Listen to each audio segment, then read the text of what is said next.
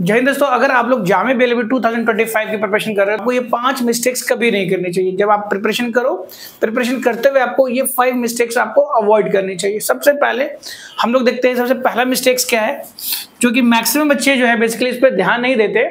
क्योंकि अगर हम लोग जामिया की बात करें, जामे बेलवी की बात करें, तो जामिया का एज सच कोई सिलेबस नहीं होता और वो उन्होंने सिर्फ पैटर्न डिफाइन किया है, कोई सिलेबस डिफाइन नहीं किया। और सिर्फ पैटर्न आपको देखने को मिलेगा, वो भी पैटर्न में आपको ये चीजें मेंशन होंगी कि legal aptitude and legal reasoning के 40 क्वेश्चंस होंगे, जीएस के 40 क्वेश्चंस होंगे, इंग्लिश के 30 क्वेश्चंस होंगे, करंट अफेयर्स के 30 क्वेश्चन होंगे एंड 10 क्वेश्चन जो है एलिमेंट्री मैथमेटिक्स, राइट। तो हमें ये देखना पड़ेगा कि किन किन एरिया से क्या क्या चीजें बनती हैं। तो उसके लिए सबसे पहले आपको पीवाईक्यूज पे काफी ज्यादा जो है स्ट्रेस करना पड़ेगा। अगर आपने इसको इग्नोर किया तो डेफिनेटली आप अपने प्रिपरेशन से बहुत पीछे हो जाओगे। इसलिए हो जाओगे क्योंकि पीवाईक्यू जो है बेसिकली आपको उन एरियाज के बारे में बताएगा, उन टॉपिक्स के बारे में बताएगा, किन किन एरियाज पे हमें ज्यादा फोकस करना चाहिए। ये हमें किसके थ्रू पता चलेगा? ये हमें पीवाईक्यू के थ्रू पता चलेगा, ठीक है। तो पीवाईक्यू जो है 5 to 10 ईयर्स का आपको करना चाहिए। और हम लोग यूट्यूब पे पीवाईक्यू का स्पेशल सीरीज लेकर के आए हैं। इंग्लिश का जो पीवाईक्यू उसका सीरीज चल रहा है, पॉलिटी का चल रहा है, फिर एलिमेंट्री मैथमेटिक्स और रीजनिंग और मैथमेटिक्स वाला पार्ट है वो भी चल रहा है। तो आपको इस यूट्यूब चैनल पे आपको पीवाईक्यू सीरीज देखने को मिलेगा। जामिया और एमयू दोनों का ही हम आप कह सकते हैं। पॉलिटी का जो सीरीज है वो चल रहा है। तो जामिया बीएलएलबी के पीवाईक्यू की बात करें तो इस पीवाईक्यू सीरीज जो है उसकी वीडियो आपको देखने को मिलेगी और लाइव सेशंस, इंग्लिश के लाइव सेशंस हो गए, पॉलिटी के लाइव सेशंस हो गए, आने वाले टाइम में मैथ्स एंड रीजनिंग के लाइव सेशन है वो भी आपको देखने को मिलेंगे। तो उन वीडियोस को आप लोग जरूर देखें। और साथ में इसका जो अगर पीडीएफ चाहिए होगा तो आप हमारे टेलीग्राम को ज्वाइन कर ले और हमारे व्हाट्सएप कम्युनिटी को ज्वाइन कर ले। वहां पे आपको फ्री ऑफ कॉस्ट जो है विद आंसर्स आपको हमारा पीडीएफ के फॉर्म में आपको मिल जाएगा, ठीक है। ये पहली बिग मिस्टेक है जब आप लोग पीवाईक्यू इग्नोर करते हो। उसके अलावा टाइम मैनेजमेंट बहुत इंपॉर्टेंट होता है। अगर आप टाइम मैनेजमेंट अपना सही से नहीं करोगे तो बहुत ज्यादा आप पीछे रह जाओगे। क्या मतलब? इसका मतलब ये है कि जैसे आपने पीवाईक्यू को एनालिसिस किया तो आपको एरियाज पता चल गए कि इसमें ज्यादा वेटेज है, उस हिसाब से आपको जो अपना टाइम जो है एलोकेट जो है बेसिकली वो करना पड़ेगा। किस एरियाज में आपको ज्यादा टाइम देना है। जैसे एग्जांपल की बात करें, legal aptitude and legal reasoning के अंदर किस एरिया से ज्यादा क्वेश्चन आ रहे हैं उसको आप एनालिसिस करोगे, तभी आप अपना एलोकेशन इसके अकॉर्डिंग दोगे। फिर जीएस में आप देखोगे, क्योंकि अगर आप जामे में देखोगे तो एवरी ईयर 150 क्वेश्चन तो बनते हैं, लेकिन आप देखेंगे तो सब्जेक्ट वाइज जो है basically number of question vary करता है। Every year there is a difference. GS के तरफ देखेंगे, पॉलिटी क्वेश्चन कभी ज्यादा हो जाते हैं, कभी कम हो जाते हैं, कभी हिस्ट्री से क्वेश्चन आपको देखने को मिलता है, कभी ज्योग्राफी से, इस बार स्टैटिक जीके से कई क्वेश्चन बनेंगे, राइट। तो आप उसको एनालिसिस करेंगे तभी आप अपने एरियाज को प्रॉपर है ना तरीके से जो है टाइम को मैनेज कर पाएंगे। अगर आपने टाइम मैनेज नहीं करा तो डेफिनेटली आप बहुत पीछे हो जाओगे, राइट। आपको जो दिन का जो टाइम मिलता है उसको आपको स्मॉल यूनिट्स के अंदर आप कह सकते हो डिवाइड करना होगा, ताकि लॉन्ग टर्म जो गोल है वो हमारा अचीव हो जाए। छोटे छोटे गोल्स आपको बनाने पड़ेंगे। आपको क्या करना होगा, जो टाइम मैनेजमेंट जो है वो बहुत ज्यादा अच्छे से आपको देखना पड़ेगा। छोटे छोटे गोल्स बना करके तभी आप आगे बढ़ सकते हो। टाइम मैनेजमेंट जो है वो एक्चुअल में एक की है, राइट। तो आपको डेली बेसिस पे जो अपना रूटीन जो है, रूटीन के अंदर टाइम को मैनेज करना पड़ेगा। इस तरीके से टाइम को एलोकेट करना पड़ेगा ताकि है ना जो सब्जेक्ट्स हैं उस पर आप प्रॉपर टाइम दे पाओ। तो आपको टाइम मैनेजमेंट जो है वो सीखना पड़ेगा। कम टाइम में आपको ज्यादा से ज्यादा कवर करने का यही एक तरीका है। एक दिन की हम लोग बात करें, एक दिन का लिमिटेड टाइम होता है। लिमिटेड टाइम के अंदर जो भी टाइम है उस टाइम को आप किस तरीके से यूटिलाइज करोगे ताकि उसका मैक्सिमम बेनिफिट हो जाए। मैक्सिमम आउटपुट निकलने के लिए आपको एरिया वाइज जो टॉपिक जिसमें आपने देखा है कि जिसका वेटेज ज्यादा है उस हिसाब से अपना टाइम का एलोकेशन करें पढ़ते हुए, राइट। और उसके बाद जो है काफी ज्यादा इंपॉर्टेंट है, अगर हम लोग देखते हैं वेटेज के पॉइंट से देखते हैं तो जो लीगल एंड जो जीके वाला जो सेक्शन है 80 मोर देन 50%, 150 में से है ना 50% से ज्यादा वेटेज जो है आपका लीगल एंड इंग्लिश जीके में आ जाता है, राइट।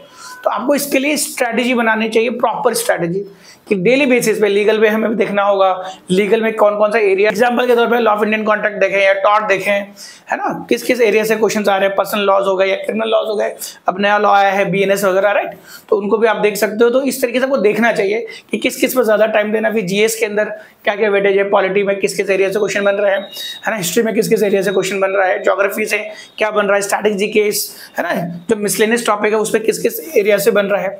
और जीके जो है बेसिकली आपको करंट अफेयर के साथ रिलेट करते हुए आपको पढ़ना चाहिए। करंट अफेयर्स का भी काफी अच्छा वेटेज है। और इसके साथ एक बात आपको और कहना चाहता हूं कि इंग्लिश को इग्नोर ना करें। इंग्लिश बहुत इंपॉर्टेंट बन जाता है। अगर इंग्लिश आपने अभी से करना शुरू कर दिया अगर आपने इंग्लिश को अगर आपने अच्छे से कवर करना शुरू कर दिया तो डेफिनेटली आपको बहुत बेनिफिट हो जाएगा। इंग्लिश बहुत इंपॉर्टेंट है। साथ में आपको ये भी बता दो, जो गुफरान सर ने जो है अभी द हिंदू का जो वोकैब एनालिसिस है वो शुरू कर दिया यूट्यूब पे।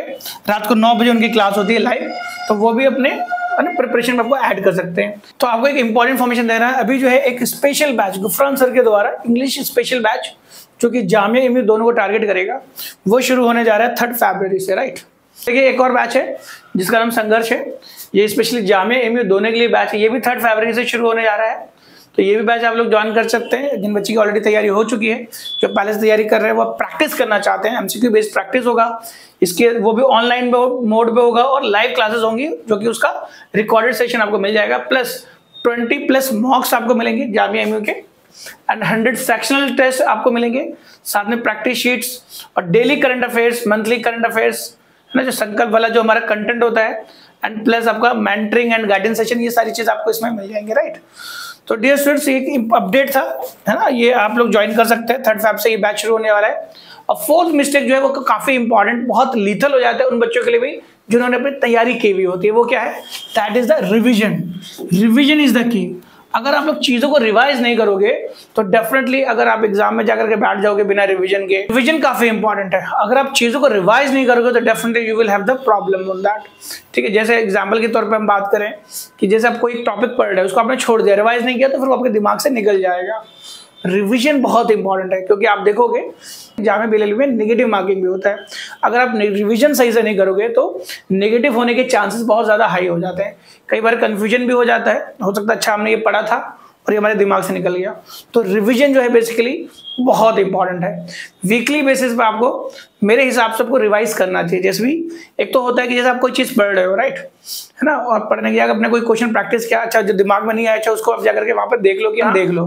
बट उसके अलावा मैं आपको एडवाइस करूँगा कि वीकली बेसिस पे, है ना, जैसे सैटरडे वाले दिन में जनरली जो बच्चे हमारे एनरोल्ड हैं उनका हर वीक मॉक होता है, संडे मॉक होता है।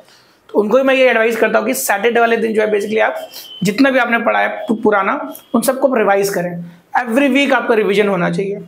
एवरी सैटरडे रिवाइज करो, फिर संडे को मॉक दे दो, राइट। प्रैक्टिस करो, तभी आपकी जो चीज़ें हैं कॉन्सेप्ट से वो क्लियर भी होंगी और आप अपने आप को उस जोन में रख पाओगे, राइट। नेक्स्ट मोस्ट इंपॉर्टेंट जो मिस्टेक बच्चे करते हैं वो मॉक्स वगैरह प्रैक्टिस नहीं करते। सिर्फ मॉक प्रैक्टिस करने की चीज़ नहीं होती, मॉक्स के अलावा जो है बेसिकली सेक्शनल टेस्ट भी इंपॉर्टेंट होता है। मॉक में तो आपको पता चलेगा कि आप अभी हो कहाँ पर, राइट। ओवरऑल देखा जाए 150 मार्क्स में जो पेपर होता है जामिया बीएलएलबी का, तो आपकी पोजीशनिंग क्या है। साथ में सेक्शनल टेस्ट जो है बेसिकली आपकी जो सेक्शंस हैं, किस एरियाज में आपकी पकड़ है, वो आपको सेक्शनल टेस्ट से पता चल जाएगा। तो कहने का मतलब है इन दोनों के थ्रू, मॉक टेस्ट के थ्रू एंड सेक्शनल टेस्ट के थ्रू, आपका वीकनेस जो एरिया है, वीक एरियाज है, वो आइडेंटिफाई कर सकते हो और फिर उस पर आप इंप्रूव कर सकते हो। ये आपको डेविएशन प्रोवाइड करती है। साथ में एक इंपॉर्टेंट पॉइंट ये भी है कि जब भी आप लोग मॉक करें तो उसके ऊपर जो है एनालिसिस जो है बेसिकली आपको करना ही चाहिए।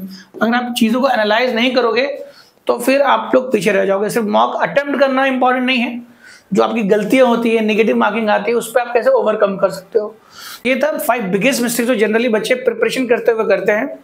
तो जो बच्चे 2025 जामिया बीएलएलबी को टारगेट कर रहे हो, तो आप ये लोग गलती बिल्कुल भी ना करें।